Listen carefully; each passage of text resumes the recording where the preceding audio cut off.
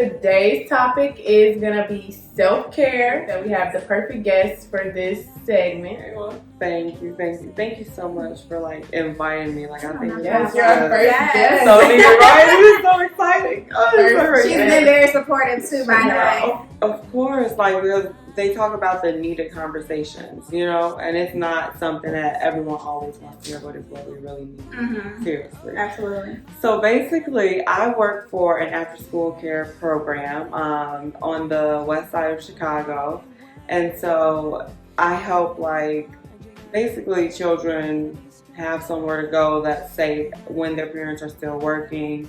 We also provide different workshops for parents for like just having resources that the parents would need in different kind of ways, and just giving children a safe space to kind of grow, to develop, and to learn different life skills. So on top of that, I create my own body products. So obviously, like we said, we're talking about self-care. So I think all of us are pretty creative in our own ways. We all are pretty good at like knowing when we need to have like a self-care day, because the burnout be real. And I know we've all been there. Like we've all experienced some type of burnout. So we hope that this inspires you guys to do what y'all love to do. Like it don't have to be painting. If it's sitting there listening to some music, if it's sitting there journaling, like do what you love to do and just be you. As I go to fill my glass up, I'll introduce the wine that we're sipping on. Thought we would start with some type of game. First video you saw us to ask some questions, so we told you we're gonna ask our guests, right? And we want to do that to break the ice, make them feel more comfortable, but also to get to know them a little bit better. And we're gonna be painting while we do all of it. Yes. When is the last time you felt truly, deeply happy? That is a deep question. Truly deeply. So I'm going to say that the last time that I can feel like I felt truly deeply happy honestly was yesterday. I was watching the children that I work with perform for Black History Month. Knowing like a child is already like amazing, but then seeing them like being able to show like themselves in front of a crowd and being able to just really be expressive, you know, of them, and it's like, it was amazing, you know. I'm such a baby. I tear up when that happens. Wow, this is adorable. So yes, that's a part of me that it just feels happy to know like the children that I work with are these shining stars, you know, that are just here to change the world, and I like that. So shout out to y'all parents out there raising amazing children. You know. Yeah, what about you? Honestly, I don't know. I'm pretty sure I've been happy like other times than what I'm about to describe, but for some reason, the time that just keeps popping out to me is when I went on a cruise. We were in Jamaica, we went to Mexico, and like I love dolphins. Love dolphins so much, and I got a chance to swim with them, and I was so happy doing that. I don't even know why. Like that picture, I had the biggest smile on my face. Like, if you follow me, you could go find that picture. Like, I really loved swimming with those dolphins. Like, I don't know, just made me happy. Just made me really happy. So That's awesome. I think that would be my time. How about you?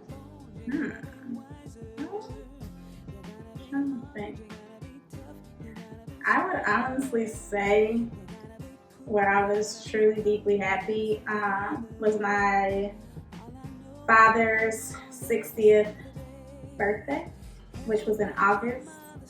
Given, everybody was able to come together and make the day special for him. And I remember, him just smiling ear to ear, as well as him crying. And I never really seen my father cry. So it was kind of like touching moment where it's like something you've been planning and having to keep quiet about for so long. Because we were planning like for a whole year. I think just being around that energy and just seeing how people really like care about him and love him, I think that was like just one of the most amazing experience I got to witness, and I was glad I was able to be a part of it. What's your favorite city? I'll let you first. And I feel like I should say not including Chicago because please. our city is amazing. So of course we're gonna all say Chicago, but outside of Chicago, what's your favorite city? Yes, okay, that's a good way to a good way to start because that was mine. That's where I was going with that. So I would say my favorite city that I've ever been to outside of Chicago would be a city in Hawaii called Oahu. And so I want to go to Hawaii so bad. It's so beautiful. It's one of the most, it's so beautiful. It's really worth the hype. And so it's just calming. Like, it's Hawaii. You know, everything's just so natural and so flowing there. And you really feel the life. I would say Amsterdam. I went there, what was it, a year ago? Or 2 years ago. And, you know, just the vibe out there was just very chill. Everyone's kind of doing their own thing, but it's very liberal. Do you believe in reincarnation? Ooh, that's a good one. Yeah. I don't know. I feel like to a certain extent I do. Only because, like, I do feel like sometimes, I'll give an example, like, maybe a new baby in the family can carry the spirit of somebody that passed away in your family. Like, I don't think that that's necessarily them coming back, but I do feel like certain traits of, like, you know, individuals can, like, be reincarnated in somebody else. Yeah, I know I saw Kim Kardashian talking about when she was pregnant. I don't remember which baby she was pregnant with, but she basically said, like, somebody, like a medium or somebody came to her and said, like, you know, your baby that you're carrying pretty much is the spirit of somebody who passed. Like her dad or yeah, something, right? Right. Mm-hmm. So I was like, that's interesting. But yeah, I think, you know, people are reincarnated in the sense that, you know, you say, you know, you've been here before. I would say I definitely believe in reincarnation. And the reason that I say that, like, not only like on a spiritual, but also like scientific, it really is the fact that energy is never created nor destroyed. And so for things to come back full circle, and as people said, like, as we already mentioned, energies of like ancestors that you've already known or some type of spirit that you've already recognized. I definitely think that reincarnation is real, and to some people it may not be. So speaking of energy, you know, we just got through talking about like toxic relationships and how, like, basically we shouldn't always give our energy to certain individuals. What do you do after you experience those, you know, toxic energies, and how do you basically like cleanse yourself and take care of yourself? What do you do? I would say you really take care of yourself by getting back to yourself. You know, sometimes in relationships we can get so caught up in, you know, becoming whoever we think our partner needs that we really forget who we need to be for ourselves. And so it's kind of like when you don't take that time for you, you know, you're doing yourself a disservice. And then you kind of get lost. You get lost in the sauce. And get lost in we the ain't sauce. got time for that no Right. more. It's 2020. All about growth. All about growth. All about expansion and growth. Yes, I love it. Giving energy to the stuff that's adding value. Yeah, you gotta stop giving your energy to people that don't matter, or people that don't deserve their energy. Yeah. Like, people gotta understand their worth, and understand they work so much more than the energy that they give. Yeah, and like honestly, I disagree with the statement where they be like, the best way to get over somebody is to get with somebody new. And the reason why I say I don't believe that, I mean, you know, a lot of times people will say that, but the reason why I don't believe in that is because ultimately, when you do go through a breakup, you know, and especially depending on how serious it is, how long the relationship was, right? Why they're going to play. that can really take a toll on you. And if you enter into a whole other relationship where you're not completely healed, you can not only damage the next relationship you get into, but you also may have more of your energy drained because you're not completely healed and back together yourself. It's okay to be alone. Like, I even had to learn that the hard way. I was in a relationship for a long time. We broke up. After we broke up, I'm not gonna lie, I did jump into another situation right away. And I do feel like that was not what I was supposed to do. And I still did it because I was hurting. Thought I was healing. But I wasn't healing because, how could I heal with somebody I don't even know and thinking that just because they were doing everything that I wasn't getting from my previous relationship, I had the facade like, oh, this person is better, like this is who I'm meant to be with. And I knew that I was not supposed to be with that person. And honestly, I just needed to get to know me. I feel like I had never got to know myself because I was in a long-term relationship and I was so young. Like, I never got that chance to know who I was. And honestly, these have been the best 2 years of my life. Like, I'm getting to know me. I'm getting to know what I like, what I don't like in people. Like, and not only that, I'm getting to know myself more. I'm getting to know my flaws, my strengths. Like, and I'm accepting me, flaws and all. I'm very accepting of myself and forgiving of myself for not allowing myself to get to know me sooner. Don't be beating yourself up for what you went through in the past. Like, the only way to get past that is if you move forward and make a vow to yourself. Like, I'm going to do better and I'm going to be better and I deserve better. And don't stop until you get what you deserve. I think it's important for people to hear that, though, because a lot of times people do think that, being with somebody afterward is the move, when in all actuality it may not. You have to heal, you have to be able to kind of accept certain things. And I know it's difficult, because a lot of people raised to be with others feeling lonely. However, I'll be damned if, a person tries to tell me who I am, or what I like, what I dislike, and trying to tell me about myself. Like, because that's the issue as well, where you start believing certain things, what people are telling you and constantly saying to you. Whereas if you took that time out to get to know yourself and what you like, what you dislike, who you are truly alone, then that helps in those aspects of those circumstances where you're not questioning who you are. Something that Ashley didn't mention that she does, which I think is so important and so great that she does with her kids, is affirmations. Like, I think that's like just affirming yourself that you are worthy and that you are great. Like, I think that is something that I don't really do, but I feel like I need to start doing. Like, and I make these vision boards. I have made like an affirmation board, and I need to go back and start reading that and tell myself like I am great. Like, and I'm gonna let Ashley talk about what she do with her kids because I think it's important. Okay, so basically, I do different social emotional learning activities with the children that I work with. So that's just building on how they get to know themselves in the context of who they are when they're around others and how they interact and how they kind of understand themselves on an emotional level, because that's what children automatically are experiencing and are expressing, ultimately, are their emotions. And so teaching children like the real day-to-day breakdown of naming that emotion. Are you feeling like this?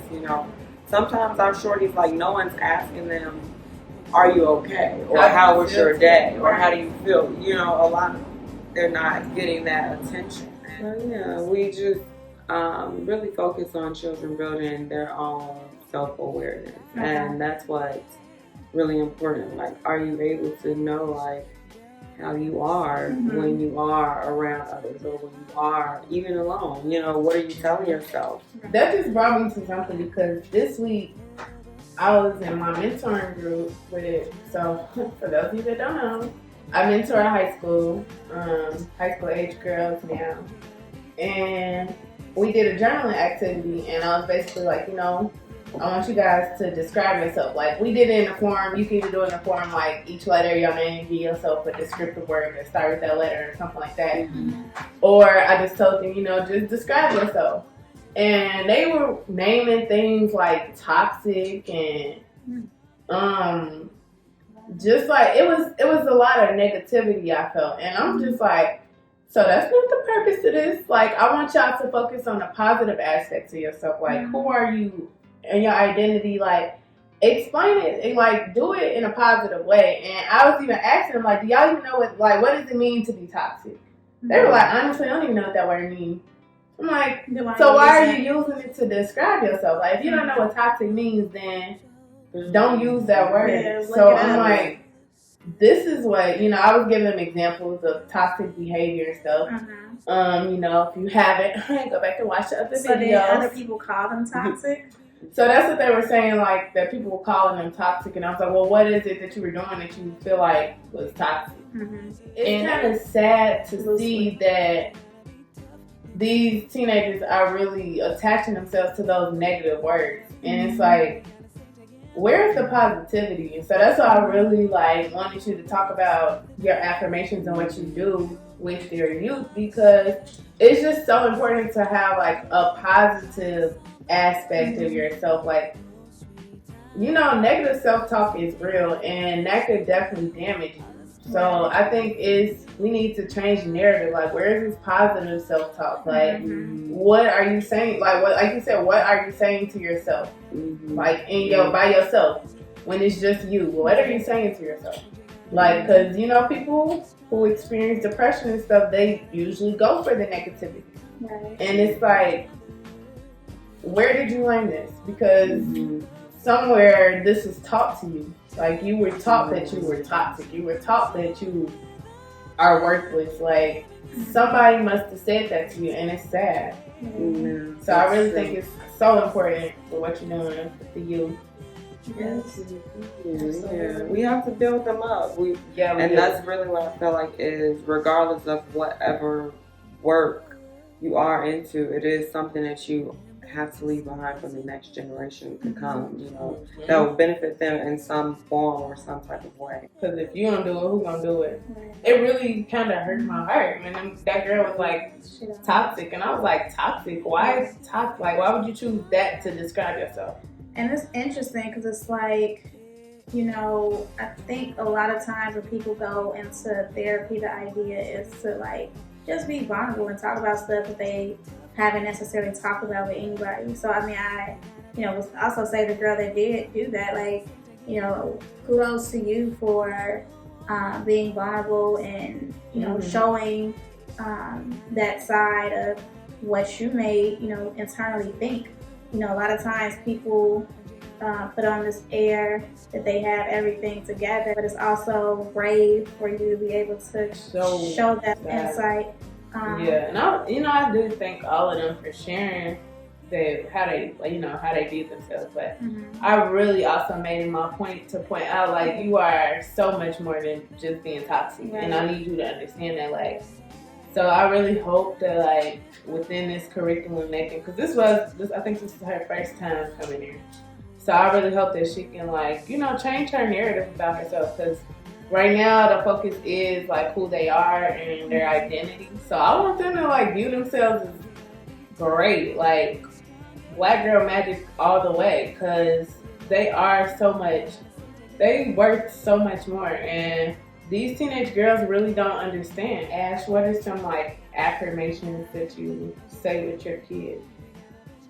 Some of the affirmations that we go through are real simple, was what I'm gonna just put it as, because it'll be, I am brave, I am powerful, I am worthy. But effective. Yeah, simple, very effective. So really one word, 1 to 2 words, where it's they can just describe themselves, in letting them think of different ways to describe themselves as well.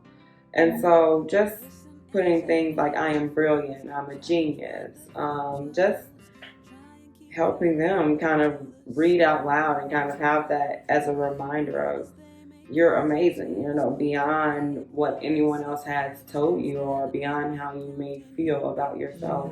This is a reminder of really who you are. And I love being able to share that with them. So being able to just make different notes and have them to take with them is really special to me. I mean, would you say when you first introduced the positive affirmations to them, were they kind of like receptive to it? Did they have like some reluctancy? Yeah, did it take some getting used to? So like the first, yeah, it definitely did take some getting used to. I would say for the first at least, the first 2 times that I put the affirmations out there, the days that when the day would end and I would come back to my office, I would see like, okay, there was still some left on the table. And then as the weeks went on, children just started wiping the entire table clear. And then I even had a little baby come and ask me, she was like, Miss Ashley, I'm gonna put out some more notes today. I'm like, yeah, of course. And so it's something that they really started looking forward to, you know. It really was a refreshing moment. And so I really do enjoy being able to give back in that way. And it's something that's simple, you know, it's really easy. Some of the staff that I work with started saying that they were taking them too. Oh, wow. Yeah. Okay. So it's needed, no matter the age, when. Yeah. Especially like if you're having a rough day, where sometimes you just gotta remind yourself in those moments. Some other ways that I do self-care is basically just by practicing the things that I'm really comfortable with, the things that I like. I really love reading. I've always been a person who loves learning. Like that's just always been my thing. Being able to kind of gain some type of knowledge and wisdom from those things. Other things that I love baths. I love being around water. I love going to nature when I feel overwhelmed or when I feel, you know, it's so calming, it's so soothing, you know. And so that's definitely something I enjoy, just feeling connected to nature in a way. So do you have like a specific genre of books that you like to read, or just kind of open? I would say a lot of different ancient like cultures and civilizations. Okay. So whether it's from like Egypt or ancient Mayan culture or any other different civilizations that really not considered modern, but they definitely have a lot of wisdom that's held within them. So I had made it a goal this year that I was gonna read at least 1 book a month. I ain't gonna lie, February ain't worked out the way it's supposed to, because I've been trying to, get the ball rolling on business stuff. But March, it's a new month, new goals. I can try for this month. So I've been reading like some mystery books. My grandma gave me like a bunch of books to try out. She's like, "You like these kind of books?" I'm like, "Sure, let's try them." So I've been reading like mystery and paranormal type books. It's been pretty interesting. Like, it's been catching my attention. It's just, I've been kind of lazy. I ain't gonna lie. Yeah, I would say books are really good as far as like self-care, but also like to take your mind off things as well.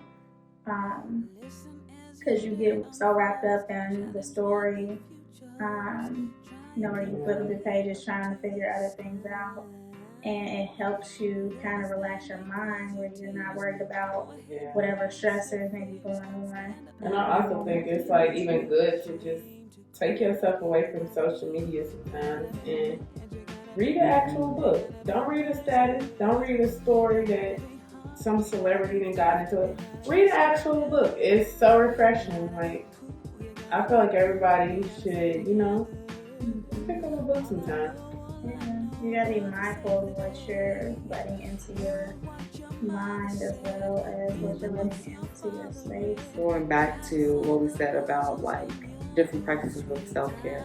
Another practice of self-care is holding yourself accountable. Oh my goodness. That a lot of people don't like to talk about. And that's because a lot of people don't do. A lot of people don't do. They don't. It really is that, okay, if this is my experience, how am I adding to this experience to make it in a way to my own self harmful or toxic to myself? And how is this experience bringing out the worst in me?